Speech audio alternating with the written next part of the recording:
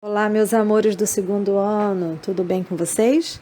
Vamos para a nossa terceira aula de ciências. Vamos falar sobre as partes das plantas.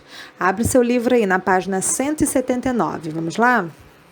Então, segundo ano, nós sabemos que as plantas são seres vivos e que elas fazem parte da nossa vida de diversas maneiras.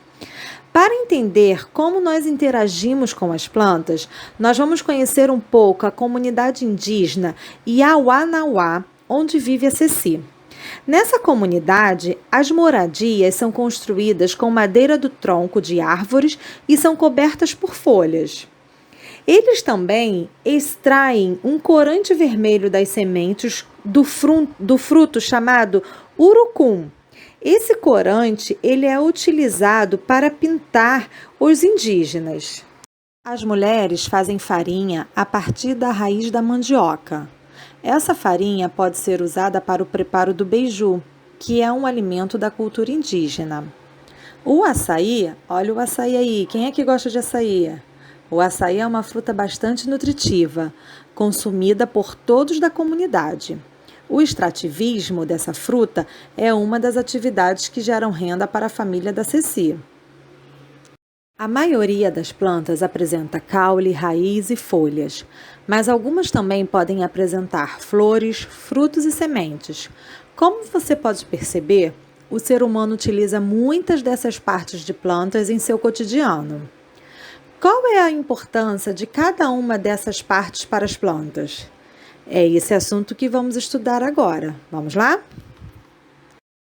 As partes das plantas são folhas, flores, frutos, tronco ou caule, raiz e semente.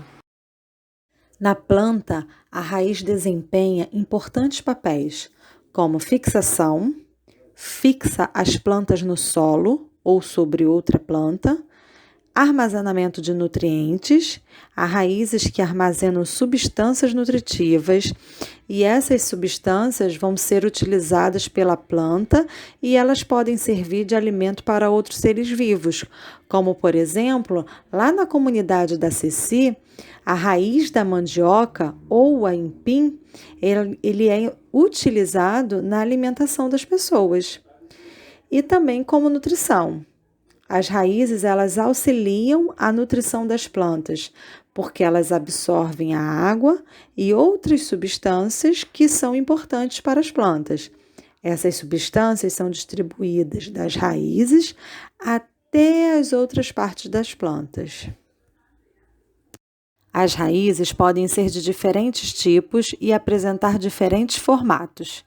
Por exemplo, elas podem ser subterrâneas, são aquelas que ficam enterradas no solo, como essa, por exemplo, uma raiz do aipo.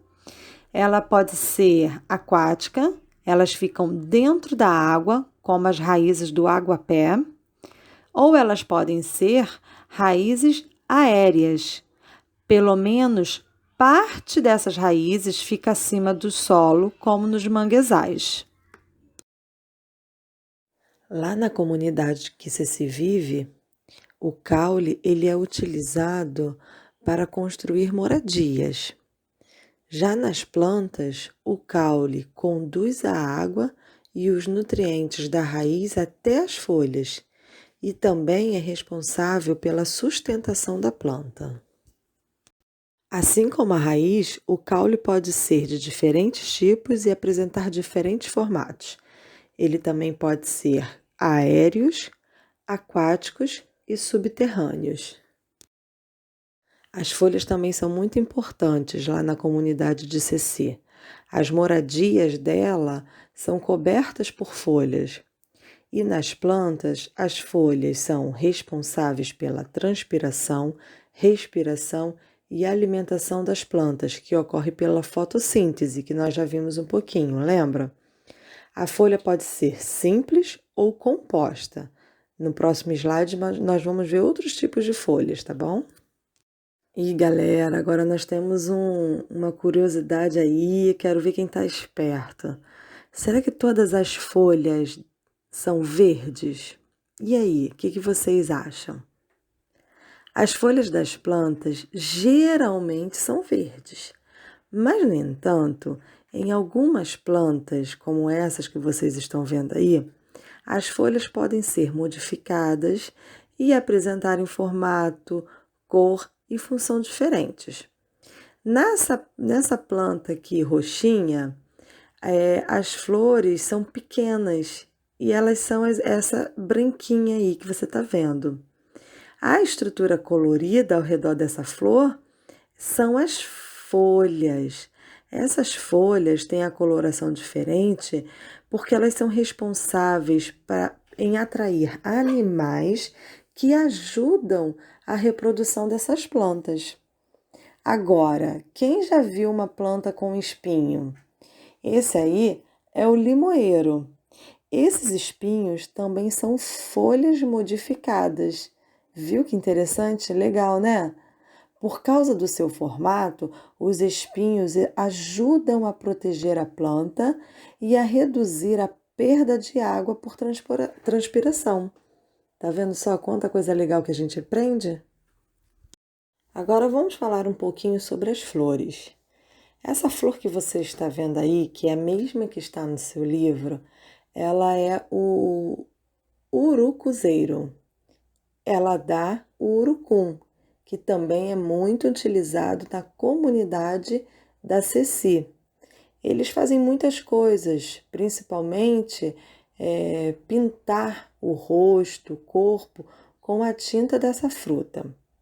As flores estão presentes apenas em algumas plantas e elas são a principal parte envolvida na reprodução. Nas flores são encontradas as estruturas masculinas e as estruturas femininas da planta, e nelas são formados os gametas. Para que a reprodução ocorra, o grão do pólen que contém um gameta masculino deve chegar até a estrutura feminina. Isso ocorre por meio de um processo chamado polinização. Na polinização, esse grão de pólen pode ser transportado até as estruturas femininas da flor com a ajuda do vento, da água ou de alguns animais. As plantas que são polinizadas por animais geralmente apresentam formatos, cores, cheiros e substâncias nutritivas que atraem esses animais. Olha aí no nosso slide, nós temos aí a abelha, né, que geralmente elas posam em flores que são amarelas ou azuis, e nessas plantas tem substâncias açucaradas, conhecidas como néctar. Já as flores que são polinizadas por aves geralmente são vermelhas, não apresentam cheiro e produzem também grande quantidade de néctar. Temos também flores polinizadas por besouros. Geralmente, elas são pouco coloridas, mas apresentam um forte cheiro. Que delícia o cheiro das flores! Quem aí já sentiu o perfume de uma flor? Eu já. Mas nem sempre vai ser assim, hein? Nem todas as flores vão apresentar cheiro bom. Essa aí é a raflésia. Não é menina, não. É a planta. A raflésia apresenta um cheiro muito desagradável. Essa planta, ela vive lá na Indonésia.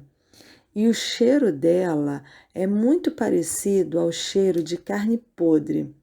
Você já sentiu o cheiro de carne podre? É horrível, não é? Pois é, mas apesar de ser um cheiro muito ruim, esse cheiro ele é importante para essa planta. Porque o que esse cheiro faz? Ele atrai as moscas e essas moscas que vão pousar nela vão ajudar na sua polinização. Olha só como que a natureza é muito legal, né? Um tá sempre ajudando o outro, não é verdade? Lá na comunidade de Ceci, as sementes do urucum são utilizadas para pintar o corpo. As sementes geralmente são encontradas no interior, dentro dos frutos. Tanto as sementes quanto os frutos podem ser utilizados pelos seres humanos. Nas plantas, os frutos geralmente envolvem e protegem as sementes. Os frutos também podem apresentar diferentes formatos, cores e gostos, e muitos deles fazem parte da nossa alimentação e da alimentação de outros animais. Vamos ler este poema juntos? Fruta saborosa. Toda fruta é saborosa, depende do gosto que a gente tem. Ela serve de alimento para o bicho da goiaba também. Da fruta sai a semente, que ao plantar germina, e assim, então, de repente, vira uma árvore frutífera. Agora nós vamos falar da última parte da planta, a semente. A semente é a parte da planta que pode dar origem a uma nova planta. Para que isso ocorra, a semente precisa germinar. Vamos ver aí como que acontece com a semente do milho?